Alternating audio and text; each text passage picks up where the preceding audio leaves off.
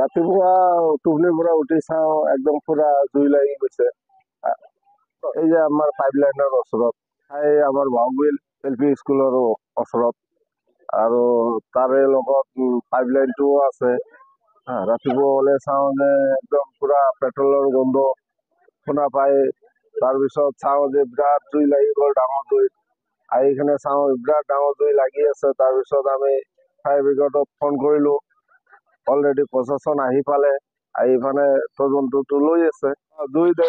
জুইটো নিমুবৰ কাৰণে সক্ষম হৈছে আমাৰ ফায়াৰ ব্ৰিগেড আৰু আমাৰ গোসাইগাঁও পুলিচ প্ৰশাসনে আহি কিনে জুইটো নিমুবৰ কাৰণে সক্ষম।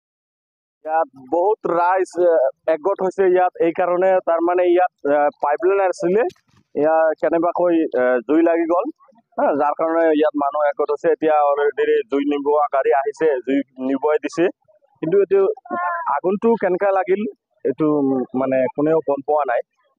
পাইপলাইন আছে তলত, এইটো সকলোৱে জানে।